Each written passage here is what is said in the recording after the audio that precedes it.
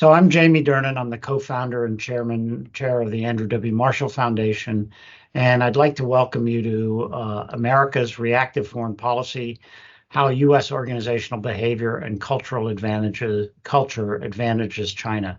This is part of the Andrew W. Marshall Foundation's ongoing webinars that feature our new voices.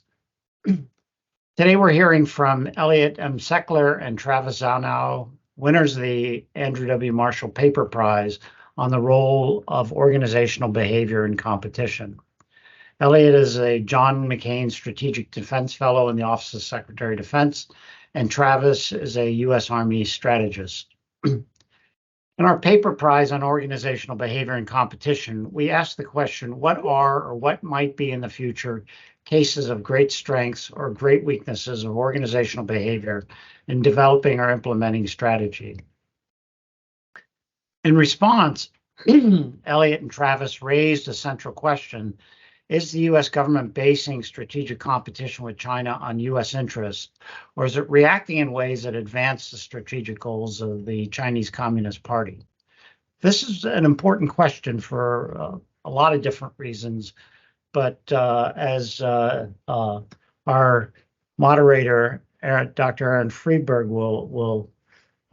can tell you, we spent a lot of time trying to understand the Russians, the Soviets, in the Cold War, and there are indications that we may have misread, misunderstood them in certain areas, which may have disadvantaged us. So it's a very important topic.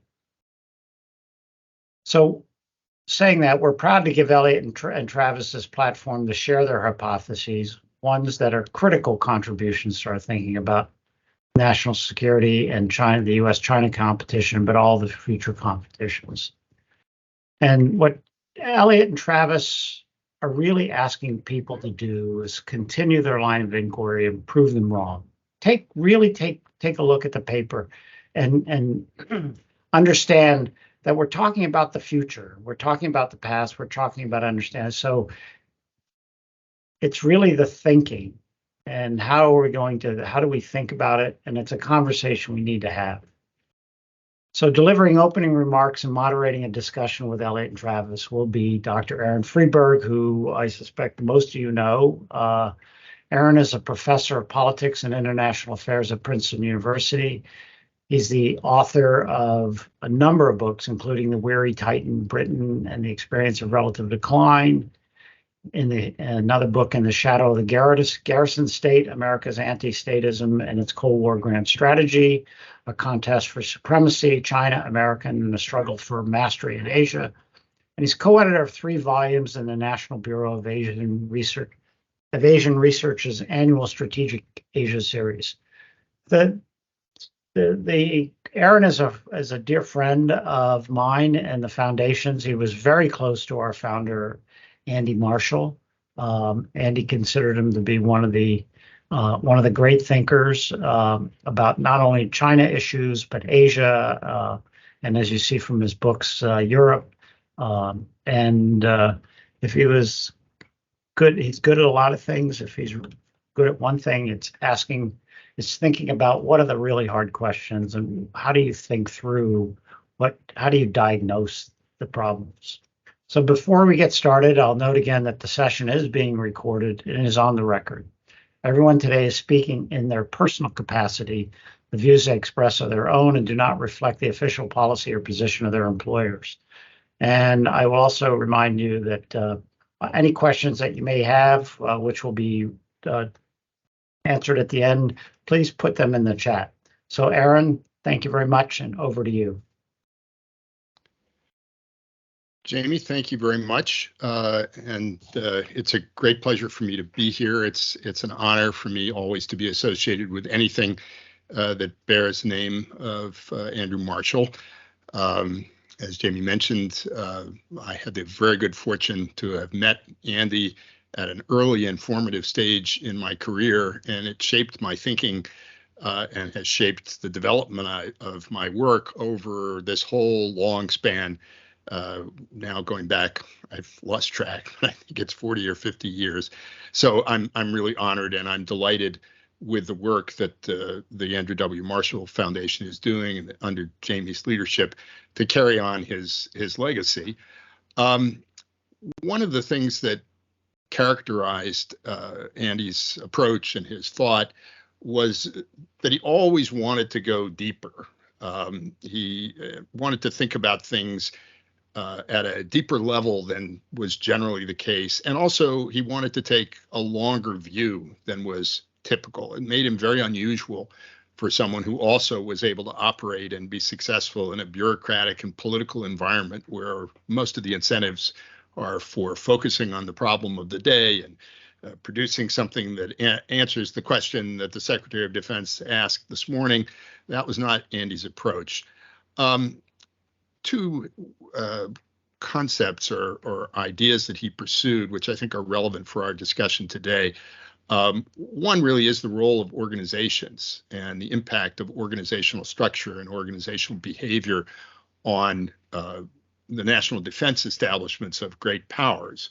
And this was something that Andy got interested in very early, I think going back to the 1950s and certainly in the 1960s, when he was involved with others in attempts to gain a better understanding of the working of the Soviet system, and in particular thinking about ways in which it might be possible to predict the future development of China's force posture. And he had what was, in retrospect, and this is, I think, true of almost all of Andy's brilliant insights, a notion that was obvious when you pointed it out, but was not informing the thought and activity of most people in the U.S. government at that point, which was that Soviets, like ourselves, were made up of complex organizations made up of human beings that interacted with each other and produced outcomes that weren't always those that, the rational unitary actor model of political science fame would have predicted. And that if you dug into things and understood that better,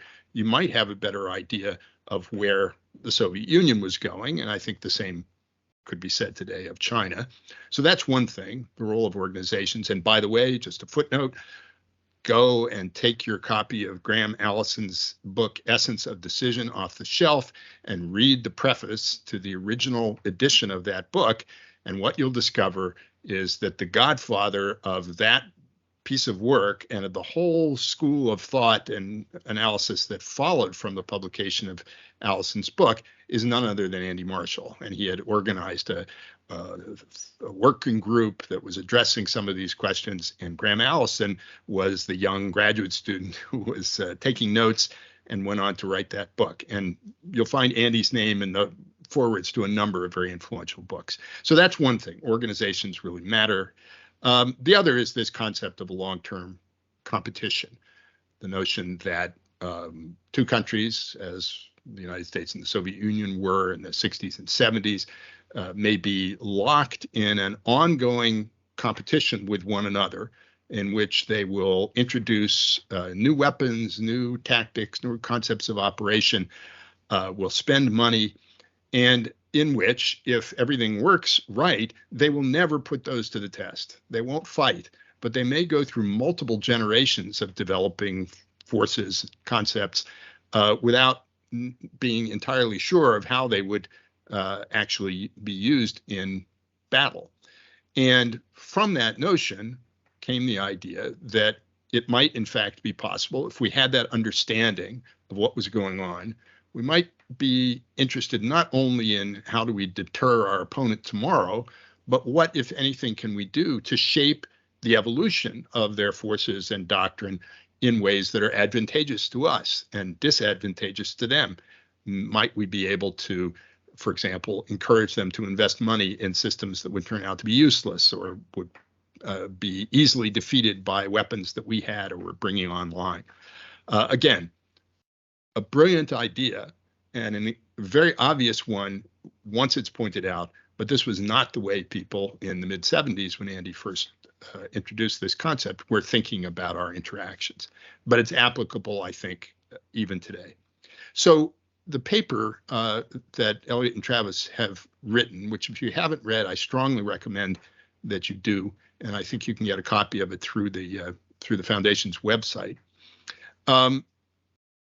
In a way, they take these ideas which boiled down to an emphasis on an examination of how the opponents, for us, the opponent's organizational structure and behavior might influence its conduct in a long-term competition, leading to thinking about how we could influence their behavior if we understood their proclivities and so on, and put us in an advantageous position in relation to them.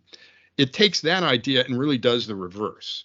And as I think of it, as I understand this paper, it's really asking how, it's trying to answer, how might our organizational structures and proclivities influence our behavior in long-term competition in ways that might enable others to outcompete us, and how even now might our opponents, and particularly in this case China, be taking advantage of their understanding of our system to gain an edge in what appears now to be an ongoing and likely protracted arms competition and strategic competition.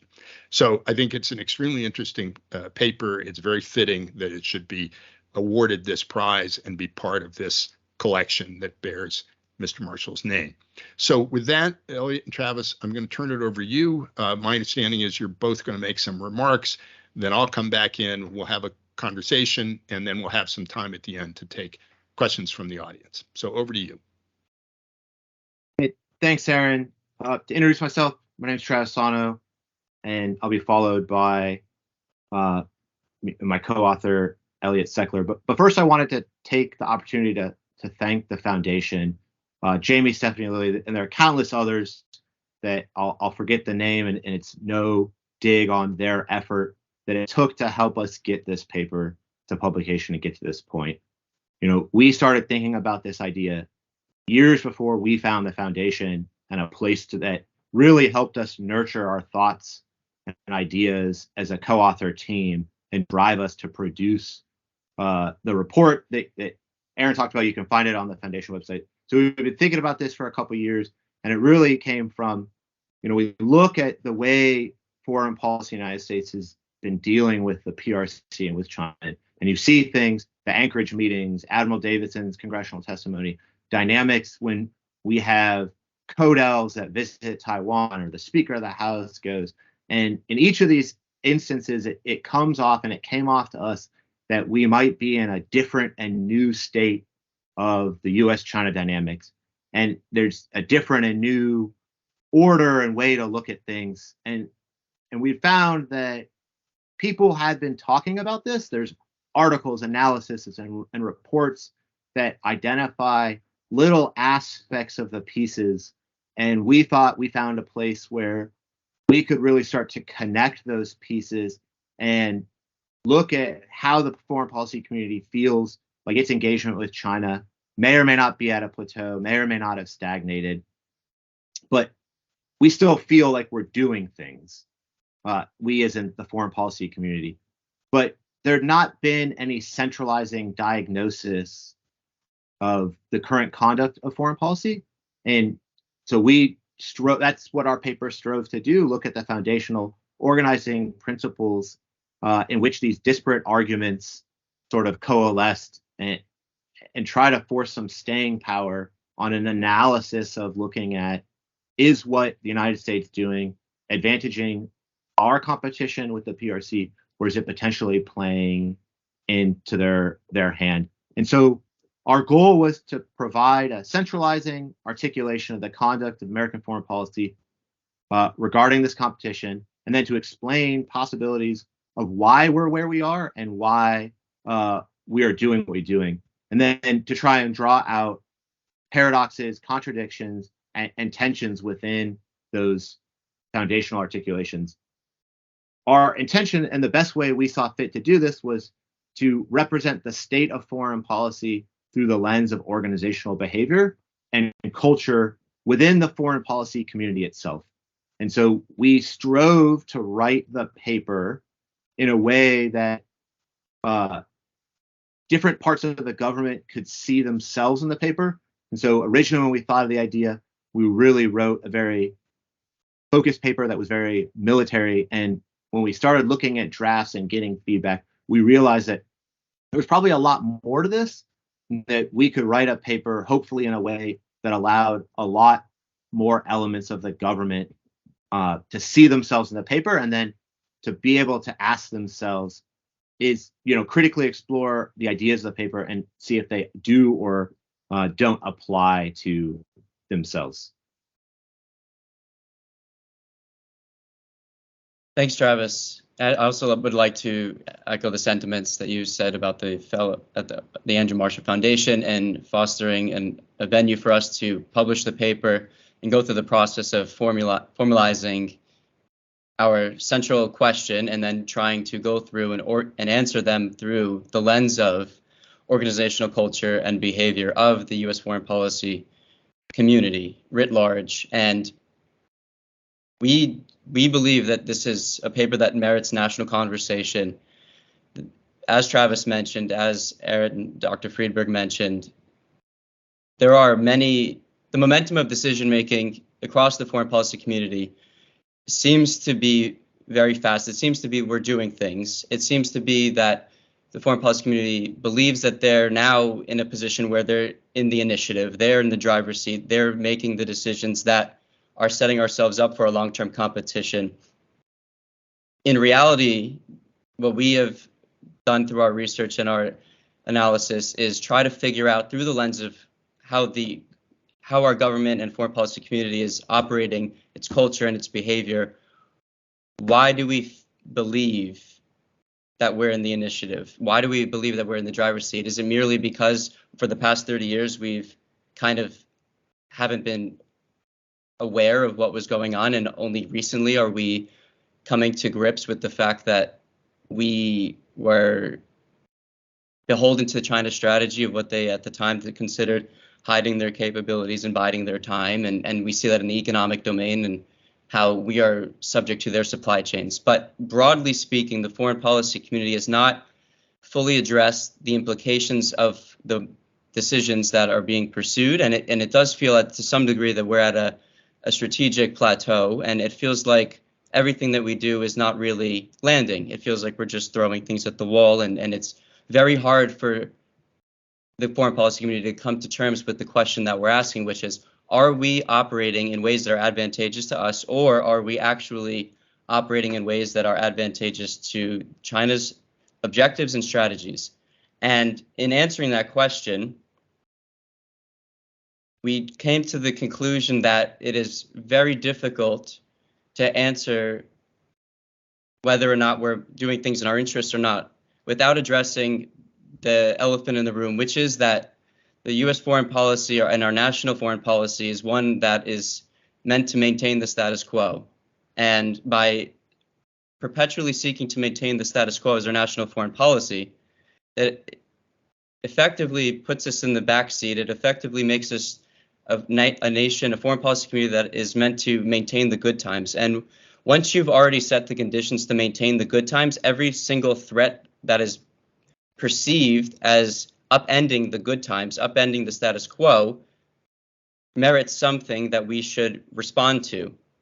Once the adversary, once China understands that that's how our tendencies to operate as a U.S. foreign policy community, as that actually is the way that we operate, once they understand that, it's not that hard for them to lead us down paths of time, attention, and resources that are potentially disadvantageous to U.S. interests, while under the guise that they're actually in our interests. And so there's a mixing of interests and our strategies and our behavior and our status quo national foreign policy. The problem with having a status quo as our national foreign policy is that it's kind of ambiguous. It is not a clearly defined end state. And if you don't have a clearly defined end state, you're in a perpetual condition of behaving to maintain what you have.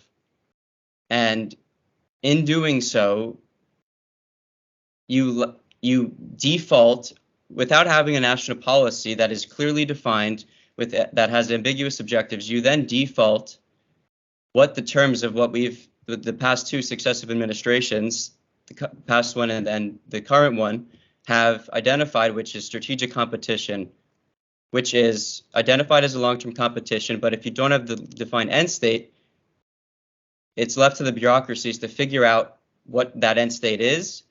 And the problem with doing that, the problem with being in that situation, in that environment, is that the bureaucracies then do what they do best.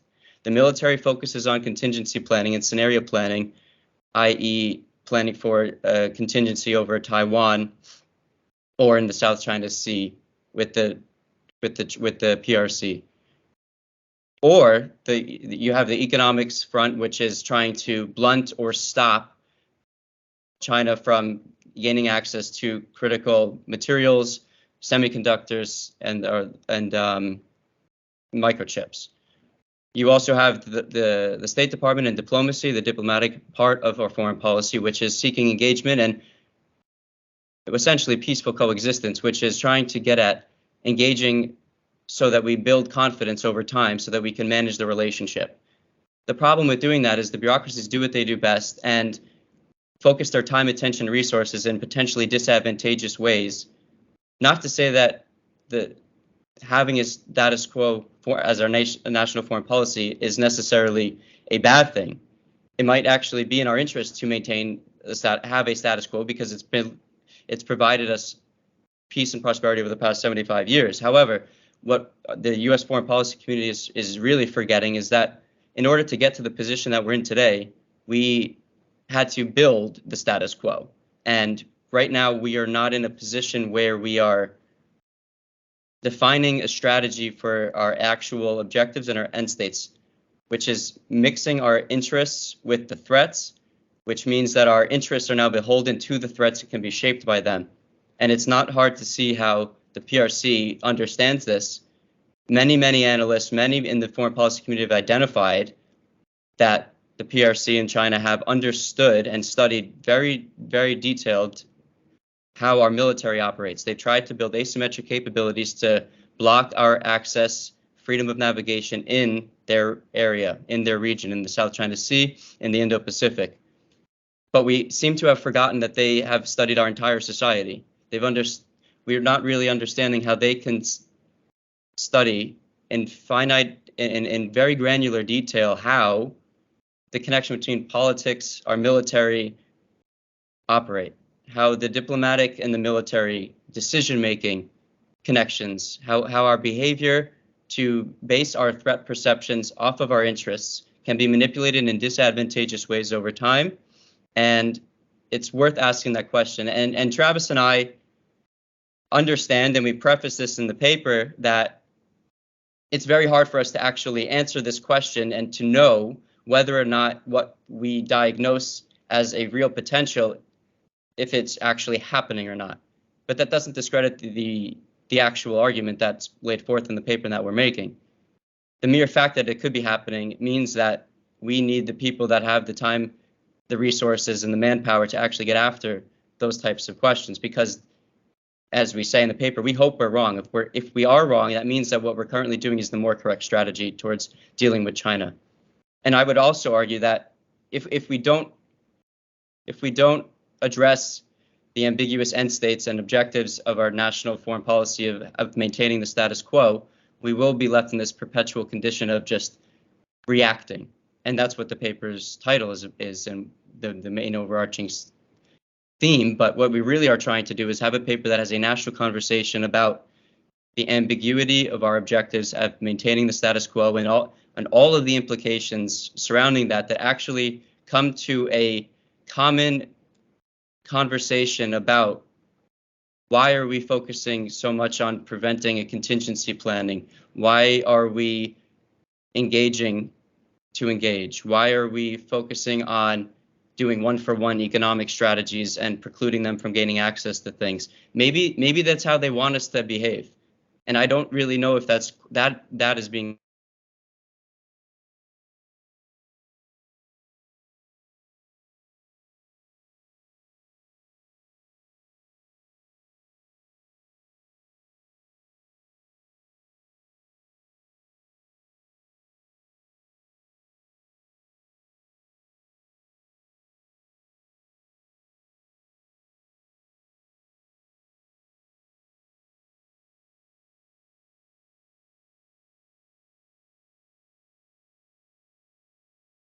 Aaron, it looks like Elliot might have froze. So Yes. Do you know what he was going to say? And are you prepared to finish his remarks?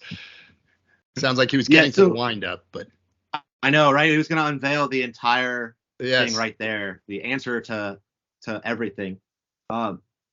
Generally, at the end, the question comes down to, and what we tried to explore in the paper is essentially our U.S. interests being defined by our adversaries. We use the CCP in this example, and in the paper, we looked at the way U.S. dealt with the Soviet threat and sort of the work of Andrew Marshall and channeled that in the paper, and that the U.S. what we found was currently the U.S.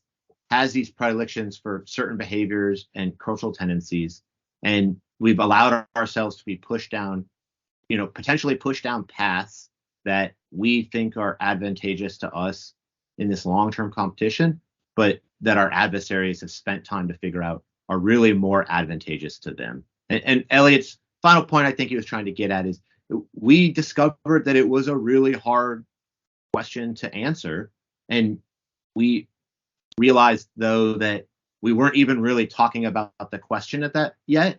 And so we really wanted to write a paper that forced people to think, and we hope that somebody out there can figure out the answer to the question. We're still working on this problem, and we hope we're wrong, because if we're wrong, then we're doing the right thing. But if we're not wrong, it's better to talk about it now than 10 years down the road when we're figuring out a decade ago we should have been talking about this. Okay. So let me begin with some questions. I hope that maybe folks are reaching out to Elliot offline just to let him know, see if he can log off and log back on. But so Travis, you're going to be in the hot seat without your compadre to help you out. But what I wanted to start with is put a proposition to you, which maybe is not entirely fair, but it seems to me that you've identified a number of symptoms, which I think are inarguable. Your definition, your identification of a number of symptoms is clearly correct. The status quo bias, the tendency to be reactive, the lack of clearly articulated long-term goals, the emphasis on the military instrument, perhaps to the exclusion of others.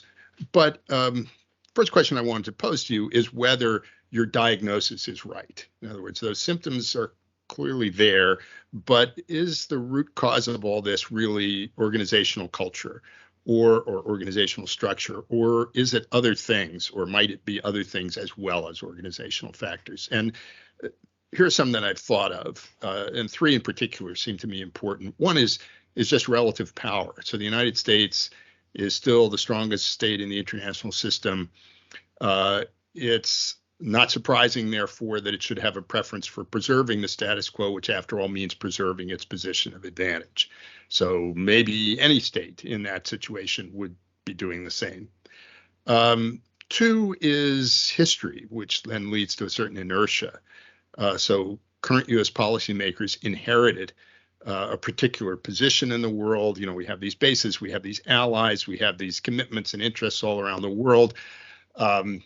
We can't start with a clean slate, a fresh piece of paper. So it's inevitable that we're going to be working around or through those, and we can't really expect that today's policymakers will say, let's get rid of all that stuff. Now we need to do something totally different. A third factor, which seems to me important, is ideology. And you do sort of touch on this more when you talk about China. And I'm thinking here of liberal ideology in the 19th century sense. This idea of the separation between peace and war, belief in the pacifying effects of trade, belief that prosperity leads to democracy and trade leads to prosperity and peace and so on. Those seem like they're pretty deeply rooted beliefs in our society that aren't directly related to the structure of our government. I wonder how you would respond to that as an opening shot.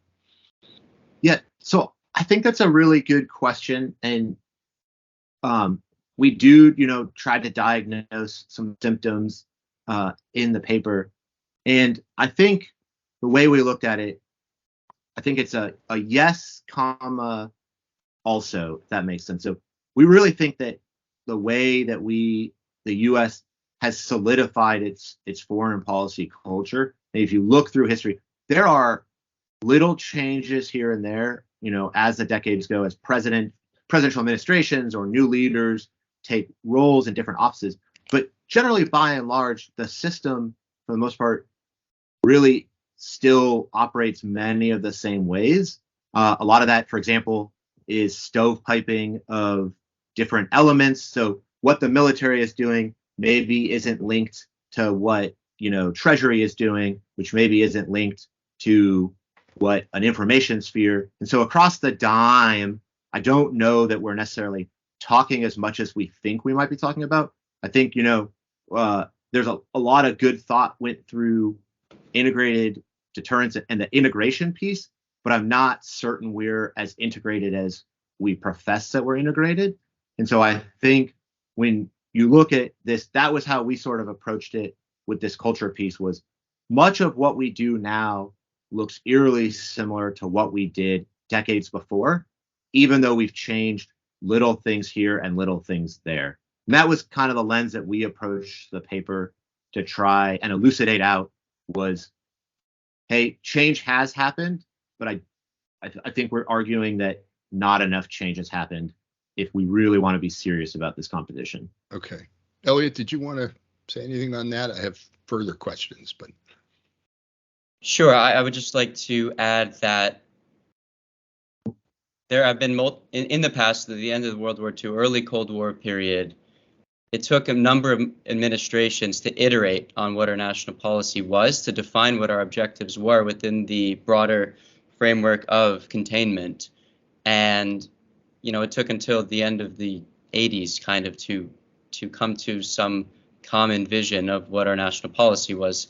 And early in the 50s, I mean, if you think back to our national policy at that time, which was the New Look and massive retaliation, the Soviets understood that that's how we would, they understood the implications of that policy, and then they were able to take us down paths that were not necessarily as advantageous. And that is, I guess, in a good way, that's in a way that is a good cause for our situation, because we're in a position where we've identified in 2 successive administrations of strategic competition, but we haven't yet fully understood the implications of having that as our national policy and then the subsequent foreign policy of maintaining the status quo. And I think it's, we are in a position now where we can have that conversation. Okay. One thing that I really agree with very strongly here is the observation that you don't put it quite this way, but you can't have a strategy without having an objective. You have to be able to define an objective if you're going to claim to have a strategy. I guess the observation I'd make is that until very recently, the United States did have its strategy towards China, did have a desired end state. We were going to engage them in all these different ways, and that was going to change the character of their regime and eventually make them a responsible stakeholder and all of that. And say what you will about that, it was a coherent objective, and there was a strategy that followed from that. And perhaps what you're observing is the kind of, and Elliot, I think you were suggesting this, the early stages of a collective effort to rethink all of that. So maybe it's not surprising that you see people uncertain of how to define the objectives and maybe going off in somewhat different directions. It's kind of what you would expect, given that we had something that we thought was going to work, and now we've only recognized relatively recently, maybe belatedly, that it hasn't. So maybe it's early. Right. And what we also haven't necessarily done is, yes, we've maybe reworked our strategy on aggregate terms, which is to go from engagement to strategic competition. But we haven't yet understood that the behavior is the same. We are still in a position where our organizational structures can be manipulated in ways that are disadvantageous to us. And it's not quite clear whether or not the momentum of decision making, everything that we're investing in the military sense, in terms of capabilities, operational concepts, in terms of the investments and barring them from making investments in our country in terms of blocking microchip investments into our country, whether or not the Chinese actually will know that we were going to do that, or that's actually to their advantage and that's where they want us to go down. Okay, let me ask you specifically, not necessarily on the semiconductor issue, but on this larger point. You make this claim that Chinese CCP party state system understands us better perhaps than we understand ourselves, and they're doing things that are inducing us to behave in ways that are contrary to our long-term interests. Can you give me some examples of that? Yes, and I think in the paper we try to articulate how and why the foreign policy community and all of the elements of our national power are hyper fixated on contingency planning as our means of strategic competition. And we try to get after why that is through the lens of organizational culture and behavior, the status quo at the national policy, the ambiguity of those objectives, and whether or not investing the concentration of our time, attention, and resources in hyperfixating on contingency is actually the way that the Chinese want us to allocate our time, attention, and resources. Okay. And by doing that, we're trying to get us to focus on their doctrine, whether or not to say that they don't want to have, take Taiwan at some point or whatever, but there is a distribution of time, attention, and resources. They can push us down, the term is competitive strategies, and whether or not we understand our behavior well enough and our culture well enough to identify whether or not we have a competitive strategy levied against ourselves. Okay. I think this point about the way in which China may be encouraging our focus on Taiwan is a very interesting one. I'm sympathetic to it. Travis, did you want to say something on this? I think another thing we talk about in our paper, and we call it an inverted strategy. So if you look at a lot, I think you brought up a really good point, was we had a strategy with clearly defined ends, the state we wanted to get to, and we did a good job getting to that. And then we're now, like you said, waking up, sort of realizing that maybe we need to redefine those ends. I think we argue in the paper that we're not defining those ends nearly as quickly as we want to. And the other thing is that the ends that we might be defining are really driven by the things that our adversary is doing. So they're very focused on forming strategy that is fixated on our perception of what our adversary is and the actions that they're going to do, versus necessarily focused on what are the ends that the United States wants to get, where it's to see the world. And we focus our end states on our perception of our adversary, and if we bet that our adversary knows that, they can manipulate those perceptions, and then it either nullifies your strategy or it forces you to write strategy that's advantageous to your adversary. And I think that kind of all ties in to the original question you're asking. Okay. So let me suggest another sort of slightly different interpretation of some of the things you've been describing. So this military focus, the focus on contingency planning, maybe the focus on the relatively near term, the focus on Taiwan, aren't those in part an artifact of the lopsided structure of the U.S. government? Maybe this is an organizational issue, but the fact that we have this very large defense establishment that eats up whatever it's spending now, $800-900 billion. And yet, for various reasons, we have relatively very small organizational instruments for implementing other elements of a conceived possible national strategy. For example, we don't have an office of political warfare. We may say that we want to wage political warfare against China, but who's in charge of that? Who wants to be in charge of that? How could you even do that? There may even be legal constraints on the ability of U.S. government agencies to be involved in some of those kinds of disinformation and other activities, or to take the economic element. We have a market-driven private economy in which the government tends not to want to, and people don't generally want it to be involved in steering what everybody is doing. So no wonder we don't have an organization for, integrated national economic planning. So yeah, we are inclined to focus on certain things, but maybe that's because our system is hyper developed in some of its limbs and has other limbs that are atrophied.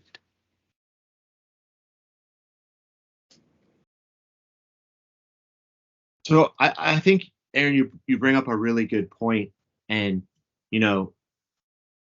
if we could snap our fingers and pull some money from the DoD to stand up everybody else and give them more of a budget, because, I think that would be a valuable thing. But I, being a realist human, don't think that's really going to happen. Over time, these things have really fallen on the DoD to undertake. But I think you brought up an interesting point. So you talked about this, the element that goes political warfare. I guess I'll take it a step further and really argue that we probably need a single government element that's looking at the competition with China. Who is drawing together, like you said, what state is doing, what Treasury is doing, what the DoD is doing. In the absence of that central thing, the person with the money, the DoD, is sort of fallen to them to do that. And I don't know that that's the right person to do it. And I think if you have a centralized element that could undertake overseeing that competition, you could avoid a lot of the things we talk about in the paper, right? They can break down the barriers, they can break down the silos, they can avoid the bureaucratic malaise that may or may not, exist, and really allow us to start seeing the whole competition versus how each different element looks at their piece of the competition and tries to attack that one little thing. Okay. So let me put a proposition to you, and that is, historically, given the structure of our institutions embodied in our Constitution, separation of powers, relatively weak central government, the only way in which it's been possible to have that kind of central direction and control is in the presence of some threat. So it's either an actual threat or an imminent perceived threat. And absent that, there is always going to be a tendency for, sort of power to leak away from a strong center. That's the way our system was designed. Do you think it's possible to get some of the things that you think we need to do in order to compete more effectively, absent some kind of direct confrontation or crisis, much deeper crisis involving China? Elliot, did you want to take a crack at that?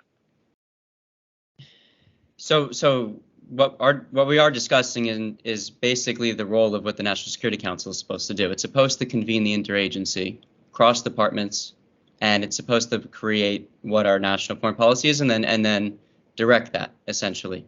Whether or not that's happening is I guess maybe a separate conversation, but what we do probably need to have is a much better articulation of what is going on in terms of the implications of where we are currently in the state of what we're trying to pursue, which is the national policy of maintaining the good times. And part of that is understanding that this might be the nature of our organizational structures and our departments over time, 2 wars in the Middle East and the remnants of that.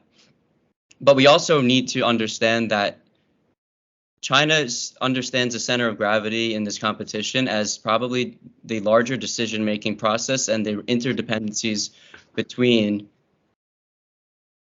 our foreign policy community and the American people, and how the interdependencies between the military, politics, diplomacy, and our national will and our understanding of the American people's understanding of what's going on. And absent that, I don't know if the pressure will be on the leadership at the national level, in the bureaucracies, in Congress, to actually make reform. And this is absent of some crisis that you're describing, where that usually garners some sort of bureaucratic shifts at a major reform level. Congress has the central, the committee on the CCP, but I don't, and they are trying to get after articulating to the American people the threat from China and the need for reforms and the need for changing our decades-long interactions with the country. But we aren't getting at bolstering the decision-making process from a behavioral and cultural point of view. We're too fixated on potentially what China is going to do or how to break their system. Right. One thing, just pursuing the point that I made earlier, the United States is capable of mobilizing and applying great force and resources when there is some unifying threat, and we've done it repeatedly. Usually we've had to wait until we got hit over the head before we actually went ahead and did it, and that's a problem. But perhaps the CCP does understand that about our system, and it might reinforce the point you're making about Taiwan, because if there's one thing they can do that might have this galvanizing effect, it would be to use force against Taiwan, but also potentially against U.S. forces to kill Americans. And that would seem to be a strong argument for them avoiding that kind of direct confrontation. Right. And to your point, I'm not quite clear that we as a foreign policy community have mapped the implications, the third and fourth order effects of putting up our interests, our threat perceptions of the Taiwan contingency, of the physical manifestation of upending the good times against what would actually be the economic interests of China and the PRC.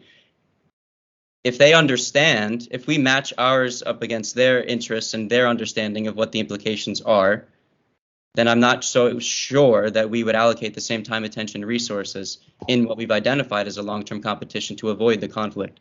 So it's also a different understanding of deterrence. Okay. All right. I'm mindful of the time. We have about 10 minutes, and I want to see if there are questions from the audience, which are supposed to show up in the chat. I am not seeing anything. Let's see. Yeah, I'm going to wait just a minute to see. All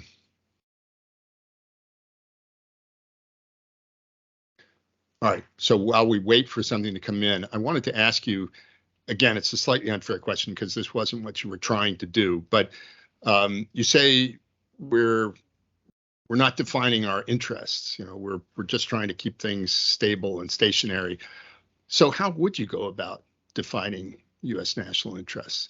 And why would you think that would lead you to conclusions about what our policy and posture in the world should look like that would be drastically different than what we're doing now? Maybe what we're doing now is not a bad approximation of what we would be doing if we were a totally, rational, integrated machine, re-examining our interests from the ground up. What do you think would be different if we did that? Travis, do you want to? I think one way to look at it, and we argued, and we talked about that we've really defined our interests based off of what our adversary does, is to really try and go back and look at what are our interests the way we want to do them.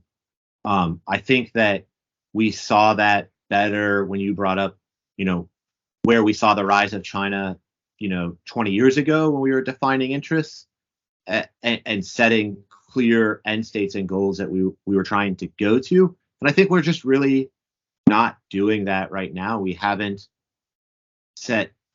identified anything that we want to do. We've just identified that we don't want somebody else to do something.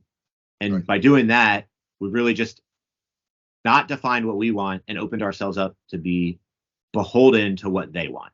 Okay. We're just trying to stop somebody else from doing something. We're not doing something for ourselves. All right. Okay. So now I'm starting to see a few questions. Let me take some of these. So this person commends you for laying out this problem of reactive foreign policy, maintaining the status quo, but says that he couldn't find any solutions or changes to what we're doing now in the paper. Again, maybe slightly unfair because that wasn't what the paper was trying to do, but how would you respond to that? It's the same question I've been asking you. Well, in an ideal world, the paper would offer recommendations on how to proceed in identifying what our interests are and actually positing what our national foreign policy should be. But the problem is the first order and what the paper tries to do and why we had to first diagnose the current condition of foreign policy, of American foreign policy, is that we need to figure out whether or not we are in a position where we can be shaped by China's interests and their strategies and actions. If we've identified that that's not happening through analysis, through assessments, through other means of trying to figure out what we've posed as our question, if that's actually happening, then if we've identified that it's not happening, that's probably where we want to be, because if we know that it's not happening, then we can proceed with maintaining the status quo. We can actually be a little bit more comfortable with the current course of our national policy towards China. Okay. But absent that, I don't know if we can proceed with the current momentum of decisions. All right. I should have added, for those who want to ask questions, please type them into the chat function and they'll pop up here. I'm not going to call on people, so just do that. All right. So here's another a variation on the same theme, and somewhat more specific, what recommendations would you make to Congress to try to shift towards the U.S. government towards a more proactive foreign policy and strategy? You're called up to testify. What do you say? When we're on the stand, I think if we can better articulate what our end states are, not beholden to what our adversary is doing, where do we want to see the future of the United States in, whatever region, globe, in Indo-Pacific. I think that's a really good first step. We can start to shift that. We can start to produce strategy that drives towards our end states.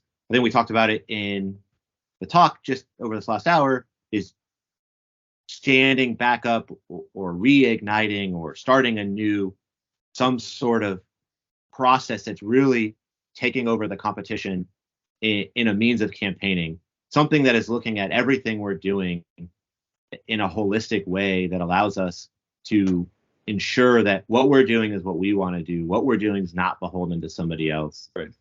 What we're doing is advancing the interests of the United States, absent of whatever the threat perception is, not ignoring it, but not making ourselves shackled and tied to it.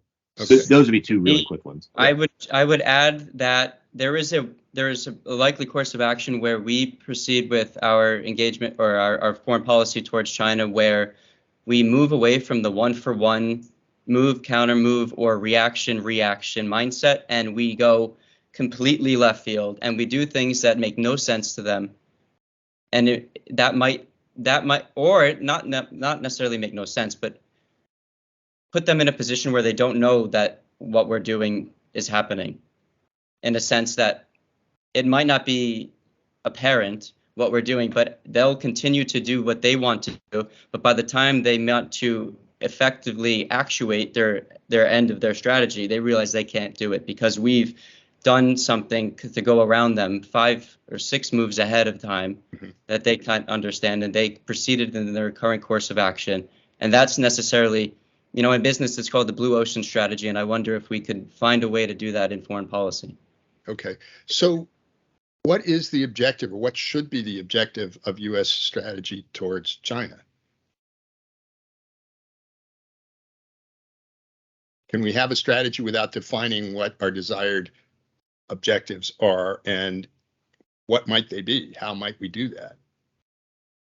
So you have to have a strategy. I think the argument is that we have purpose-built our strategies really defined on our understanding of our adversary. And I think in some respect that can be really important, but we also lack a strategy that is generally focused on, our role and where we want to be. And we've only seemed to be producing strategies, but as I said before, was that we only seem to produce strategies I just don't want the PRC or China to do this thing, so I'm going to produce a strategy that does that. If the PRC aren't just going to up and disappear. They're not going, like, China isn't going to go away. So if there's a place that we want to be in the future, I'd argue we need to build our strategies toward that, not build our strategies towards the negative of just, I don't want them to do this thing. I don't know what I want, but I know I don't want them to do this. Mm-hmm. So that brings us back to the point I was making earlier. should the object of American strategy towards China be to change the character of the CCP regime? If it's not that, what should it be?